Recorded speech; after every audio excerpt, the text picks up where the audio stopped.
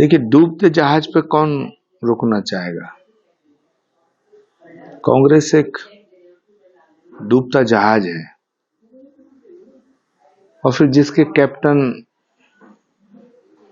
राहुल गांधी हों, उस जहाज में कोई नहीं रुक पाएगा। छलांग लगा लगा के लोग भाग रहे हैं और भी जाएंगे।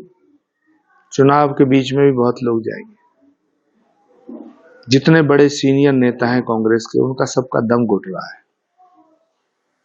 उनकी बेइज्जती हो रही है, उनका अपमान हो रहा है। राहुल गांधी जी के जो नौकर हैं वो उनका अपमान करते हैं।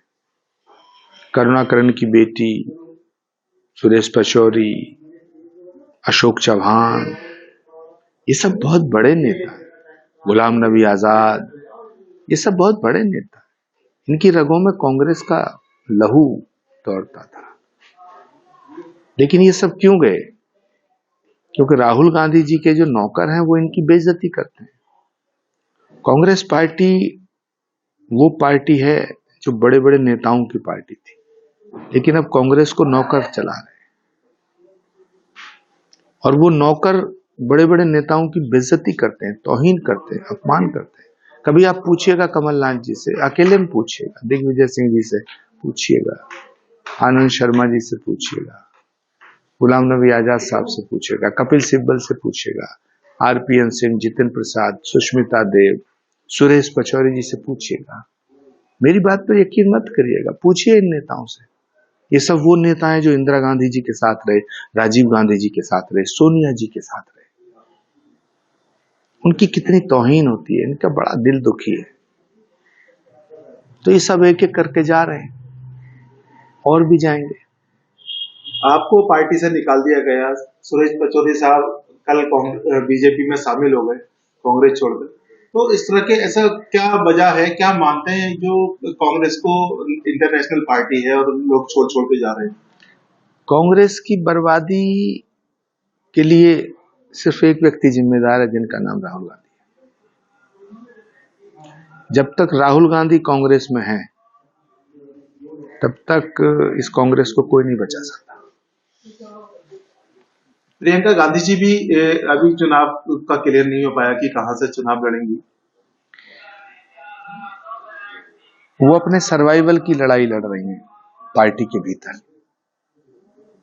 उनका भी सम्मान नहीं है, उनको कोई जिम्मेदारी नहीं दी है। ये दुर्भाग्य है, जबकि कांग्रेस पार्टी की सर्वाधिक लोकप्रिय नेता प्रियंका गांधी है। कल मायावती जी ने ऐलान किया है कि हमारी पार्टी किसी गठबंधन में शामिल नहीं होगी और हम अकेले ही चुनाव लड़ेंगे। देश का मूड भांप लिया उन्होंने। ये जो सारे चोरों ने मिला करके ये ठगबंधन बनाया है, ये एक दूसरे के पीठ में छुरा भोंक रहे हैं। देश की जनता मोदी के साथ है और तीसरी बार भी भारत का प्रधानमंत्री नरेंद्र मोदी ही बनेंगे, क्योंकि देश की जनता उनके साथ है। कमलनाथ जी आपके पुराने साथी भी रहे हैं और सचिन पायलट साहब, और आप कब बीजेपी ज्वाइन करेंगे? ये तो कमलनाथ जी बताएंगे, या नड्डा जी बताएंगे, या मोदी जी फैसला करेंगे। हाँ, इतना जरूर है, कमलनाथ जी की भी तौहीन बहुत हो रही है, उनको भी बेइज्जत किया जा रहा है। तो फैसला लेना उनके हाथ में है, वो अपना फैसला खुद करेंगे। बहुत सीनियर लीडर हैं, मेरे बहुत ही, मैं उनका सम्मान भी बहुत करता हूं। लेकिन जो दुर्गति हो रही है कमलनाथ जी की, मुझे लगता है उन्हें छोड़ देना चाहिए।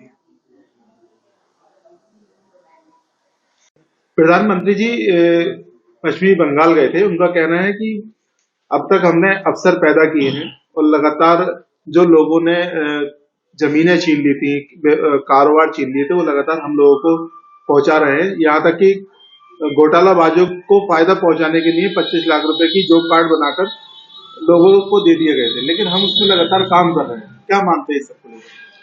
देखिए, अगर पिछले 10 सालों से देश के प्रधानमंत्री मोदी ना होते तो वेस्ट बंगाल तो बांग्लादेश बन गया होता।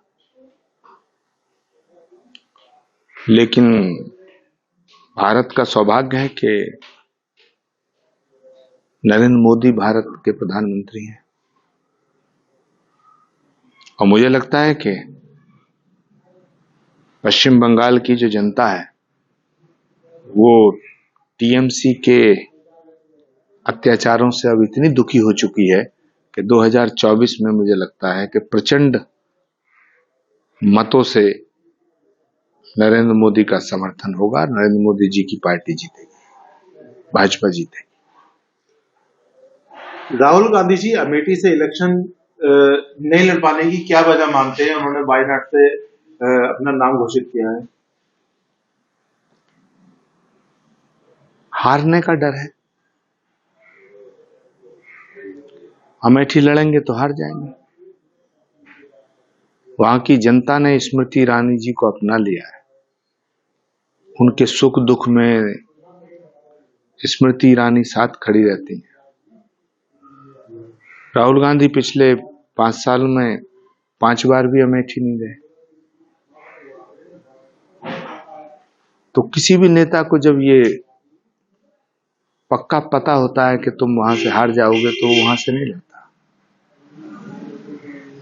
राहुल जी अगर अमेठी लड़ेंगे तो हार जाएंगे, ये उन्हें पता है, इसलिए वो वहां, मुझे नहीं लगता कि वहां से लड़ेंगे।